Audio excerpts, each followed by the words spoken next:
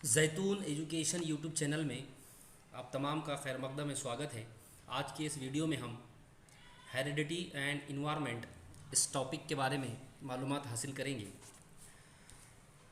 तो generally heredity आनुवंशिकता या उर्दू में जिसे तौरास कहा जाता है या आमतौर पर हम जेनेटिक कहते हैं।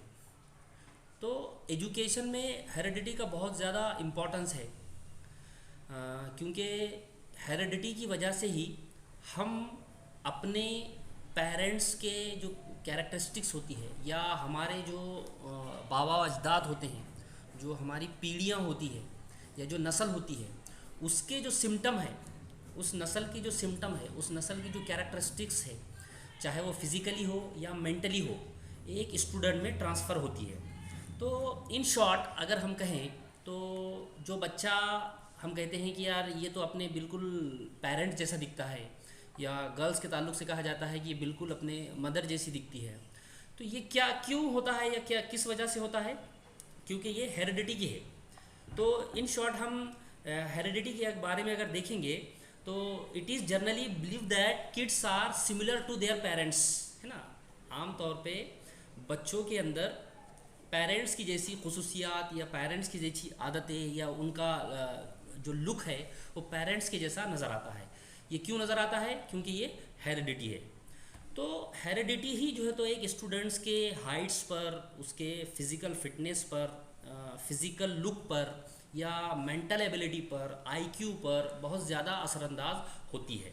तो एक टीचर को हेरिडिटी के बारे में मालूमात का होना बहुत ही ज़्यादा ज़रूरी होता है, क्योंकि देखिए जब तक बच्चे के अंदर कुदरती तौर पर वो सलाहियत ना हो, टीचर ट्रेनिंग देकर या पढ़ाकर उसके अंदर वो एबिलिटी डेवलप नहीं कर सकता। फॉर एग्ज़ाम्पल, कुदरती तौर पर कोई बच्चा कान से जो है तो वो सुन नहीं पाता, तो टीचर चाहे उसको कितनी भी ट्रेनिंग दे दे, टीचर चाहे उसको कितना भी पढ़ा ले, उसके अंदर वो सुनने की एबिलिटी पैदा नहीं कर सकता। तो इन शॉर्ट कुदरती तौर पर या जो माँ बाप की तरफ से जो हमको गुण मिलते हैं या कैरेक्टरिस्टिक्स या फिज़िकल या मेंटल ट्रेट्स ट्रांसफ़र होते हैं, उसकी बुनियाद पर ही बच्चे में कैरेक्टरिस्टिक्स डेवलप होती है, चाहे वो फिज़िकली कैरेक्टरिस्टिक्स हो या मेंटली कैरेक्टरिस्टिक्स हो। तो इन शॉर्ट अगर हम यहाँ देखें तो तब तो हेरिडिटी को हम क्या कहेंगे? The process by which physical और mental qualities pass from parents to child, है ना। आई वडिलांकडून शारीरिक किंवा मानसिक गुण मुलाकडे दिले जाण्याची प्रक्रिया आनुवंशिकता त्याला आपण म्हणतात। तो कभी कभी देखिए जो कभी कभी कोई बच्चे के जो है तो बाल बहुत जल्दी झड़ जाते हैं या गिर जाते हैं, और एक क्या कहेंगे, चट्टान जो है तो निकल आता है। जब वो डॉक्टर के पास जाता है तो डॉक्टर उसको पूछता है कि भाई तुम्हारे ख़ानदान में किसी का चट्टान या टक्कल था क्या? तो पता चलता है कि हाँ हमारे वो दादा थे, उनका भी जो है तो इसी तरह से था। तो पता चलता है हाँ भाई ये जो बाल झड़ना है ये आपको हेरिडिटी के तौर पर बीमारी है, ये आपके बाल झड़ेगी ही, चाहे आप कितने भी शैम्पू लगा लीजिए, कितना भी डाई लगा दीजिए, ये आपकी एक मौरूसी बीमारी है, आनुवंशिकता है आपका कि भाई आपकी ये पर्टिकुलर एज में जाकर जो है तो आपके बाल झड़ जाएंगे। तो इन शॉर्ट बहुत सारी बीमारियाँ, बहुत सारी गुडनेस और बहुत सारी बैड हैबिट्स ये हमको हेरिडिटी के तौर पर बच्चों में ट्रांसफ़र होती है, पेरेंट्स के ज़रिए बच्चों में ट्रांसफ़र होती है। तो उसी तरह देखिए the process of passing on mental and physical traits from the previous generation to the next call heredity, है ना। मागील पिढीतून पुढील पिढीत मानसिक व शारीरिक गुण वैशिष्ट्ये उतरण्याच्या या प्रक्रियेला आनुवंशिकता असे म्हणतात, है ना। हमारे जो साबिक़ा अजदाद है, जो नस्ल है, उन अफराद के अंदर जो कैरेक्टरिस्टिक्स थी, जो फिज़िकल फिटनेस थी, जो दिमागी सलाहियतें थी, या उनके अंदर कुछ बीमारी थी या और कोई बैड हैबिट्स थी, तो उसका ट्रांसमिशन जो है तो नेक्स्ट जनरेशन में होता है। हेरिडिटी की हम डेफिनेशंस देखेंगे तो अकॉर्डिंग टू वुर्थ बैंकेट, heredity is the name of the traits inherited from the parents. माँ बाप से बच्चों को जो खुसूसियात मिलती है या माँ बाप में पाई जाने वाली खुसूसियात ट्रांसफ़र होकर बच्चों में आती है, उस प्रोसेस को हेरिडिटी कहते हैं। सेकंड डेफिनेशन है, देखिए डोगल्स और हॉलैंड की, heredity includes all the physical, mental features and strains that the inherits from his parents। इन्होंने जो कहा कि भी जो डोगल्स और हॉलैंड के मुताबिक जो बच्चों में फिज़िकल और मेंटल जो फीचर्स होते हैं, जो खुसूसियात होती है, वो माँ बाप की तरफ से उन्हें मिलती है। इस प्रोसेस को हेरिडिटी कहते हैं। थर्ड डेफिनेशन देखिए James driver. According to James driver, heredity is the transmission of physical and mental characteristics of parents to children. ये बहुत ही सब सिंपल डेफिनेशन है कि वो कैरेक्टरिस्टिक्स या वो मेंटल और फिजिकल ट्रेट्स या खुसूसियात या कैरेक्टरिस्टिक्स जो माँ बाप से ट्रांसफ़र होकर बच्चों में आती है, उस प्रोसेस को या उस चीज़ को हेरिडिटी कहते हैं। तो इन शॉर्ट अगर हम इन तीनों डेफिनेशन का कंक्लूजन देखें तो हम ये कह सकते हैं कि एक बच्चे में फिज़िकली मेंटली जो कैरेक्टरिस्टिक्स पेरेंट्स से ट्रांसफ़र होकर मिलती है या पेरेंट्स की तरफ से मिलती है, उस प्रोसेस को या उस चीज़ को हेरिडिटी कहते हैं। तो अगर हम इन डेफिनेशंस को कंक्लूड करें तो हमें पता चलेगा कि आम तौर से ये ख्याल किया जाता है कि बच्चे रंग, रूप, शक्ल, अक्ल और मिजाज में अपने पेरेंट्स से मिलते जुलते होते हैं। बच्चों को उनकी जिस्मानी और ज़हनी कैरेक्टरिस्टिक्स उनके पेरेंट्स से ही मिलती है। ये मिलने वाली कैरेक्टरिस्टिक्स चाहे वो फिज़िकली हो या मेंटली हो, ये पॉजिटिव भी हो सकती है, ये गुड हैबिट्स भी हो सकती है, ये बैड हैबिट्स भी हो सकती है, या अदर कोई अबनॉर्मल कैरेक्टरिस्टिक्स भी हो सकती है। तो इन शॉर्ट ये एक बायोलॉजिकल प्रोसेस है। यहाँ हमें सिर्फ इतना समझना है कि हेरिडिटी मीन्स पेरेंट्स की तरफ से बच्चों को कुदरती तौर पर कुछ कैरेक्टरिस्टिक्स उनमें ट्रांसफ़र होती है। ये पूरी प्रोसेस हेरिडिटी कहलाती है। इसके बाद देखिए नेक्स्ट पॉइंट है लॉ ऑफ हेरिडिटी। हेरिडिटी के नियम या कानून। तो पहला जो लॉ है, लॉ ऑफ यूनिफॉर्मिटी, एक सार के पना सा नियम है ना। According to this law they have children just like parents in the same way children are physically similar to their parents. इस कानून के मुताबिक जैसे माँ बाप होते हैं वैसे ही इनके बच्चे भी होते हैं। अगर पेरेंट्स बहुत एजुकेटेड है, रिस्पेक्टिव फैमिली से है, या उनकी फैमिली का एक बहुत अच्छा बैकग्राउंड है, या उनकी फैमिली में सब जो है तो हाइट और लुकिंग बहुत अच्छी है सभी की, तो उनके बच्चे भी जो है तो उनकी बेहतरीन हाइट होगी, फिज़िकली लुकिंग उनका अच्छा होगा और एक रिस्पेक्ट या उनके अंदर नज़र आएगा। तो इन शॉर्ट यहाँ ये पहले लॉ के मुताबिक बच्चों के अंदर यूनिफॉर्मिटी पाई जाती है, यानी कि जिस तरह के उनके पेरेंट्स के अंदर वो कैरेक्टरिस्टिक्स होगी एज इट इज़ कम ज़्यादा वो एज इट इज़ कैरेक्टरिस्टिक्स जो है तो उन बच्चों में पाई जाएगी। दूसरा जो नियम है या लॉ है, लॉ ऑफ वेरिएशन, तफावत सा नियम।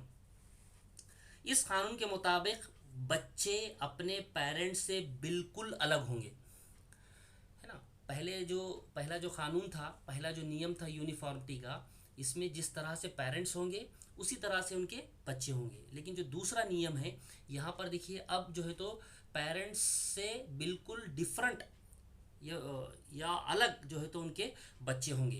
यानी कि कोई पेरेंट्स ऐसे हैं कि जिनकी हाइट बहुत अच्छी है लेकिन उनके बच्चों की हाइट बहुत ही कम होगी। कुछ पेरेंट्स ऐसे होंगे जिनका कलर बहुत फेयर है लेकिन उनके बच्चों का कलर उतना फेयर नहीं होता है। या कुछ पेरेंट्स ऐसे होंगे जो बहुत ही एजुकेटेड है या बहुत ही रिस्पेक्टिव फैमिली से है लेकिन एजुकेशन की कोई भी कैरेक्टरिस्टिक जो है तो उनके बच्चों में नज़र नहीं आती। तो बिल्कुल जो है तो फ़र्क नज़र आता है इस सेकंड लॉ के मुताबिक, हेरिडिटी के अकॉर्डिंगली। यानी कि हेरिडिटी या तो एज इट इज़ पेरेंट्स की तरह बच्चों में ट्रांसफ़र होती है, या बिल्कुल अपोजिट टाइप की जो है तो हेरिडिटी बच्चों में ट्रांसफ़र होती है। थर्ड लॉ देखिए, लॉ ऑफ अपोजिशन, विरोध सा नियम। इस कानून के मुताबिक देखिए, बच्चे के अंदर अपने वालिदैन की बिल्कुल खिलाफ खूबियाँ होती है। यानी कि बच्चे, वालिदैन बहुत ही रिस्पेक्टिव फैमिली से है, सच बोलते हैं, उनका एक फैमिली बैकग्राउंड है, या बच्चे उनके पेरेंट्स जो है तो बहुत हाइटेड है, और उन्होंने जो है तो बहुत एजुकेटेड फैमिली से वो बिलोंग करते हैं। लेकिन यहाँ पर क्या होगा कि बिल्कुल अपोजिट होंगे बच्चे। बिल्कुल कोई भी खूबी या कोई भी ऐसी चीज़ जो पेरेंट्स में मौजूद है वो बिल्कुल भी बच्चों में नज़र नहीं आएगी। फोर्थ लॉ है देखिए, लॉ ऑफ एक्वायर्ड ट्रेड्स, संपादित गुण सा नियम। फॉर एग्जांपल कि कोई पेरेंट्स बहुत मेहनत करके, बहुत हार्डवर्क करके कोई स्किल या कोई महारत या कोई प्रोफेशनल क्वालिटीज़ को सीखते हैं। फॉर एग्जांपल अगर पेरेंट्स बहुत ही मेहनत करके या हार्ड वर्क के साथ गाना सीखते हैं, सिंगिंग सीखते हैं, और वो बहुत फेमस हो जाते हैं, तो ये ज़रूरी नहीं है कि वो सिंगिंग एबिलिटी उनके बच्चों में भी ट्रांसफ़र हो। तो इन शॉर्ट, कुदरती तौर पर जो कैरेक्टरिस्टिक्स है या ट्रेट्स है वही बच्चों में ट्रांसफ़र होंगे। वो चीज़ें जो पेरेंट्स ने खुद अपनी ताकत से, अपनी एबिलिटी से, अपने हार्डवर्क से सीखी है, या खुद उसमें जो है तो प्रैक्टिस में परफेक्ट के थ्रू उन्होंने उसको आत्मसात किया है, वो चीज़ें बच्चों में ट्रांसफ़र नहीं होती है। कुदरती तौर पर ही ये चीज़ें ट्रांसफ़र होती है, जिसे हम हेरिडिटी कहते हैं। लेकिन माँ बाप अगर स्पेशली कुछ हार्ड वर्किंग के थ्रू सीखते हैं तो वो चीज़ बच्चे में ट्रांसफ़र नहीं होगी। पांचवा जो लॉ है देखिए, लॉ ऑफ नेचर, प्रकृति का नियम। According to this law, the childrens of man will be like human being and the childrens of animal will be like animal.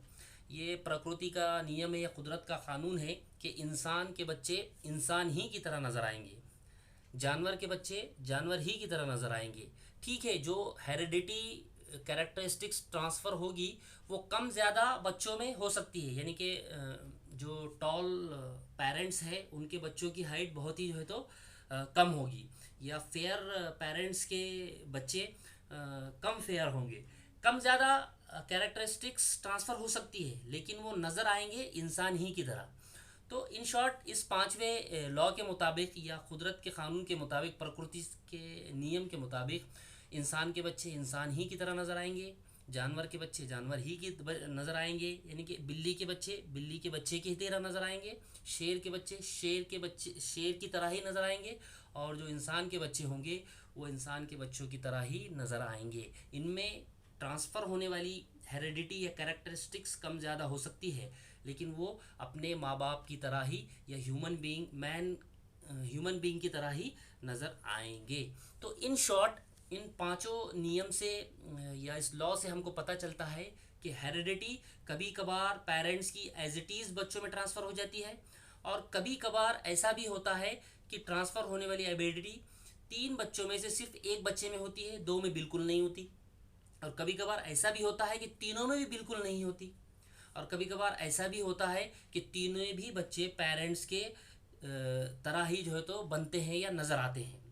और या कभी कभार ऐसा भी होता है कि जो पेरेंट्स ने खुद अपनी मेहनत से कुछ प्रोफेशनल स्किल या कुछ हार्ड वर्क करके कुछ सीखा है, या अलग से कुछ उनके अंदर एबिलिटी अपने अंदर डेवलप की है, तो वो एबिलिटी या वो स्किल बच्चों के अंदर ट्रांसफ़र नहीं होती है।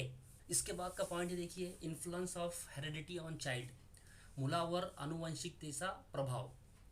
हेरिडिटी एक स्टूडेंट्स के या एक बच्चे के किन किन चीज़ों पर इफ़ेक्ट करती है, या हमें हेरिडिटी का इफ़ेक्ट एक इंसान में या एक बच्चे में कहाँ कहाँ पे देखने मिलता है। तो सबसे पहले देखिए, हेरिडिटी का जो इफ़ेक्ट है वो इफ़ेक्ट ऑन बेसिक स्किल, मूलभूत कौशल्यावर परिणाम, है ना। बच्चे के इसके अंदर देखिए, स्पीक, रीड, कलर, इंटेलिजेंस, यानी कि बच्चे के बोलने का तरीक़ा या चलने का तरीक़ा या बिहेवियर का तरीक़ा या लुकिंग या उसकी आवाज़ या उसका कलर बिल्कुल अपने पेरेंट्स की तरह होता है। और कभी कभी ऐसा भी होता है कि बच्चा अगर किसी दूसरे रूम में बात कर रहा है तो ऐसे लगता है कि उसके पेरेंट्स ही बोल रहे हैं, यानी कि उसकी आवाज़ बिल्कुल सेम उसके फादर की तरह होती है, उसकी लुकिंग जो है तो बिल्कुल उसके फादर की तरह होती है, कान आँख नाक लुकिंग में जो है तो वो बिल्कुल अपने फादर की तरह नज़र आता है। उसी तरह गर्ल्स जो होती है वो बिल्कुल अपने मम्मी की तरह नज़र आती है। जिस तरह से मदर की आँख कान या लुकिंग होगी उसी तरह से गर्ल्स में वो चीज़ें नज़र आती है। तो इन शॉर्ट जो हेरिडिटी है वो सबसे पहले जो बेसिक स्किल्स है या जो बोलने का चलने का फिरने का पढ़ने का या अदर एक्टिविटीज़ को काम करने का जो तरीका होगा वो बिल्कुल अपने पेरेंट्स की तरह ही जो है तो बच्चों में नज़र आएगा।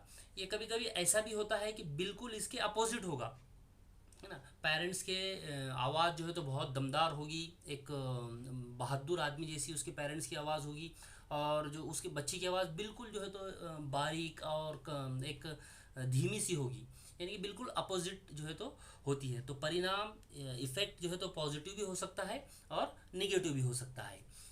दूसरा जो पॉइंट है देखिए, इफ़ेक्ट ऑन फिजिकल फिटनेस, शारीरिक परिणाम, है ना। बच्चे की हाइट, बालों का कलर या आँख का कलर या नोज़, कान या और जो जितने फिज़िकल फिटनेस है या फिज़िकल पार्ट्स है वो बिल्कुल उसके पेरेंट्स की तरह होंगे या कम से कम कुछ ना कुछ हद तक सिमिलियर होंगे। तो है ना, किसी पेरेंट्स के जो है तो बाल ब्राउन होते हैं, बिल्कुल ब्लैक नहीं होते, और वो ये चीज़ उनके जो है तो फैमिली दर फैमिली या पीढ़ी दर पीढ़ी जो है तो चली आती है। तो इन शॉर्ट जो फिज़िकल फिटनेस होंगी या फिज़िकल पार्ट्स होंगे वो बिल्कुल जो है तो पेरेंट्स की तरह होंगे। यहाँ पर भी देखिए कुछ हद तक सिमिलरिटी हो सकती है और कुछ हद तक सिमिलरिटी नहीं हो सकती है। कभी कभार ऐसे भी होता है कि पेरेंट्स के बाल जो है तो बहुत घने होते हैं, बहुत अच्छे होते हैं, वो बूढ़े भी हो जाते हैं तो उनके बाल बिल्कुल भी झड़ते नहीं हैं, निकलते नहीं हैं, और बच्चे के बाल जो है तो कम उम्र में ही जो है तो उसके बाल झड़ने शुरू हो जाते हैं। तो हेरिडिटी का इफ़ेक्ट जो होगा वो 100% ही होगा या 50% होगा या 20% होगा, ये अलग अलग परसेंटेज में हेरिडिटी जो है तो स्टूडेंट्स के फिजिकल मेंटल एबिलिटी पर कैरेक्टरिस्टिक्स पर जो है तो इफ़ेक्ट करती है। तीसरा जो पॉइंट है, इम्पैक्ट ऑन प्रोफेशनल कॉम्पिटेंसी, व्यावसायिक क्षमता और परिणाम। फॉर एग्ज़ाम्पल पेरेंट्स जो है तो बहुत हार्ड वर्किंग है, और जो है तो ज़्यादा मेहनत करते हैं, उनके अंदर जो है तो वो खुद भी मोटिवेट होते हैं, अपनी फैमिली को भी मोटिवेट करते हैं। तो यही चीज़ें जो है तो स्टूडेंट्स में भी या बच्चे में भी आपको दिखाई देगी, या इसके अपोजिट भी जो है तो आपको इफ़ेक्ट नज़र आ सकता है, यानी कि पेरेंट्स बहुत हार्ड वर्किंग है, बच्चा बहुत ही सुस्त है, बहुत डल है, या वो जल्दी थक जाता है, वो जल्दी फटीग हो जाता है, या उसको काम करने में या मेहनत करने में इंटरेस्ट ही नहीं है। तो प्रोफेशनल जो कॉम्पिटेंसी होगी या कुछ सीखने का जो जज्बा होगा, है ना। कुछ पेरेंट्स ऐसे होते हैं कि वो रिटायर हो जाते हैं, उसके बाद भी कुछ ना कुछ सीखते रहते हैं, कुछ ना कुछ काम करते हैं, और कुछ उन्हीं के बच्चे जो है तो ऐसे होते हैं कि वो अपना एजुकेशन भी कंप्लीट नहीं कर पाते हैं, कुछ सीख भी नहीं पाते हैं, और बहुत जल्दी जो है तो मायूस हो जाते हैं, मोटिवेशन का जो है तो उनके अंदर क्या कहेंगे, या एहसास से कमतरी में चले जाते हैं, डिप्रेशन में चले जाते हैं। और पेरेंट्स जो है तो बहुत हार्ड वर्किंग वाले हैं। तो कभी कभार पॉजिटिव भी हेरिडिटी इम्पैक्ट हो करती है या इफ़ेक्ट करती है, या निगेटिव भी जो है तो इफ़ेक्ट जो है तो होता है हेरिडिटी का। नेक्स्ट पॉइंट है इफ़ेक्ट ऑन कैरेक्टर, चरित्र व परिणाम, है ना।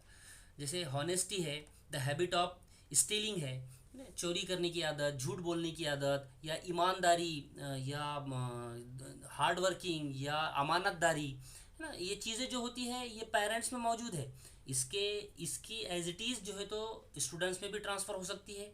या कुछ ऐसा भी हो सकता है कि बच्चा कभी कभार बहुत सच बोलेगा, कभी कभार झूठ बोलेगा, कभी कभार एक चोरी उसकी पकड़ी गई है तो उसको समझा दिया गया, बता दिया गया कि चोरी करना गलत बात है, तो वो छोड़ देगा। या ऐसा भी हो सकता है कि पेरेंट्स जो है तो पुलिस ऑफिसर है और उनके बच्चे जो है तो चोरी करते हैं। तो इन शॉर्ट यहाँ कहीं ना कहीं हेरिडिटी का जो इम्पैक्ट होगा वो कैरेक्टर पर भी होता है। बहुत ज़्यादा हॉनेस्ट और बहुत ज़्यादा रिस्पेक्टिव फैमिली के बच्चे भी जो है तो कभी कभी जो है तो कुछ ऐसी गलत हरकत कर देते हैं कि वो बिल्कुल जो है तो उनके फैमिली के अपोजिट होती है। तो हेरिडिटी का जो इफेक्ट होता है वो कभी कभी पॉजिटिव भी होता है, कभी कभी निगेटिव भी होता है। इसका जो परसेंटेज है वो कम ज़्यादा होता रहता है। और लास्ट पॉइंट है, देखिए, इफेक्ट ऑन पर्सनालिटी, व्यक्ति महत्व और परिणाम, है ना। कोई फैमिली जो है तो कई सालों से बहुत हॉनर है, बहुत ग्रेटनेस है उस फैमिली के अंदर, काफ़ी वो लोग ग्रेजुएट, मतलब काफ़ी वो लोग जो है तो एजुकेटेड है, सभी लोग जो है तो अच्छे अच्छे पोस्ट पर मौजूद है, तो उनके बच्चे भी जो है तो अच्छी पोस्ट पर जो है तो या अच्छी एजुकेशन हासिल करते हैं, वो अच्छे पोस्ट को अचीव करने की कम से कम कोशिश करते हैं। तो इन शॉर्ट फैमिली बैकग्राउंड जो होता है कि फैमिली बहुत रिस्पेक्टिव है, बहुत ही हॉनर है या ग्रेटनेस उस फैमिली में मौजूद है, तो उन बच्चों में भी वो चीज़ ऑटोमेटिकली जो है तो ट्रांसफ़र होती है कुदरती तौर पर। लेकिन कभी कभी ऐसा भी होता है कि बहुत ही हॉनर और ग्रेटनेस फैमिली के बच्चे जो है तो उस हॉनर को और उस ग्रेटनेस को जो है तो अचीव नहीं कर पाते हैं, बल्कि उसके बिल्कुल अपोजिट जो है तो उनकी एक्टिविटी होती है। तो इन शॉर्ट यहाँ पर समझने वाली बात सिर्फ इतनी है कि हेरिडिटी मीन्स पेरेंट्स के थ्रू ऑटोमेटिकली या कुदरती तौर पर कुछ फिजिकल और मेंटल कैरेक्टरिस्टिक्स स्टूडेंट्स में ट्रांसफ़र होती है या उनमें जो है तो पाई जाती है। ये वो पॉजिटिव भी हो सकती है, निगेटिव भी हो सकती है, गुड हैबिट्स भी हो सकती है, बैड हैबिट्स भी हो सकती है, या कोई अदर अबनॉर्मल एक्टिविटीज़ भी हो सकती है। तो एक टीचर को हेरिडिटी के बारे में मालूमात होनी चाहिए कि हेरिडिटी क्या है, ताकि वो हेरिडिटी के अकॉर्डिंगली क्लासरूम के अंदर अपनी टीचिंग स्ट्रेटेजी या टीचिंग प्लान को डिसाइड कर सके। फॉर एग्ज़ाम्पल, आपके क्लास के अंदर 50 स्टूडेंट्स हैं और आपको पता है कि इनका फैमिली बैकग्राउंड क्या है, कौन से बच्चे किस फैमिली बैकग्राउंड से आते हैं, कौन से बच्चों को क्या डिजीज़ है, कौन से बच्चों को क्या प्रॉब्लम है, ये अगर आपको मालूम हो गया। जैसे फॉर एग्ज़ाम्पल आपके क्लास के अंदर जो है तो एक बच्चा है जिसको आँख से कम नज़र आता है और वो हमेशा गॉगल लगाए रखता है।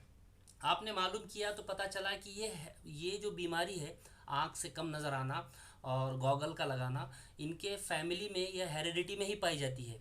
इनके दादा को भी कम नज़र आता था, वो भी गॉगल लगाते थे या चश्मा लगाया करते थे काफ़ी मोटे ग्लास का। उनके वालिद को भी कम नज़र आता था या वालदा को भी उनके पेरेंट्स जो मम्मी और डैडी थे उनको भी कम नज़र आता था, वो भी चश्मा लगाते थे काफ़ी मोटे ग्लास का। और ये बच्चे को भी जो है तो अभी से कम नज़र आता है, इसलिए इसको भी अभी इस उम्र में ही चश्मा लग गया है। अब आपके क्लास में वो लास्ट बेंच पर बैठ रहा है, तो वैसे ही उसको कम नज़र आता है, प्लस उसने गॉगल लगाया हुआ है। तो आप जो पढ़ाएंगे या आप जो टीच करेंगे उसका कंसंट्रेशन आपके टीचिंग पर नहीं होगा। इसलिए अगर आप उसको जान लेते हैं कि इसकी हेरिडिटी बैकग्राउंड है या उसका फैमिली बैकग्राउंड है, उनके अंदर ये डिजीज़ या ये चीज़ पाई जाती है, आप उस बच्चे को फर्स्ट या सेकंड डेस्क पर बिठा दीजिए। इस तरह से आप अपनी टीचिंग स्ट्रेटेजी को जो है तो डिसाइड कर सकते हैं, टीचिंग प्लान कर सकते हैं, या जो उन्हें होमवर्क डिस्ट्रीब्यूट करना है या और जो दूसरी टीचिंग एक्टिविटीज़ होती है, वो कौन से बच्चे को कौन सी टीचिंग एक्टिविटी देना है, कौन से बच्चों को क्या होमवर्क देना है, कौन से मेथड से पढ़ाना है। एक ही क्लासरूम के अंदर अलग अलग फैमिली बैकग्राउंड से स्टूडेंट आते हैं, तो एक ही मेथड से हम सबको नहीं पढ़ा सकते। तो कैसे 1 से 2 या 2 से 3 मेथड को हम इस्तेमाल करके जो है तो सभी बच्चों के लिए हमारी टीचिंग इफ़ेक्टिव है और एजुकेशनल डेवलपमेंट हो, इस चीज़ को इफ़ेक्टिव करने के लिए आपको हेरिडिटी के बारे में या स्टूडेंट के फैमिली बैकग्राउंड के बारे में मालूमात होना चाहिए। तो आज के वीडियो में बस इतना ही। नेक्स्ट वीडियो में हम जो हेरिडिटी के फैक्टर अफेक्टिंग ऑन हेरिडिटी, अनुवंश और परिणाम करनारे घटक कौन कौन से हैं, ये हम नेक्स्ट वीडियो में देखेंगे।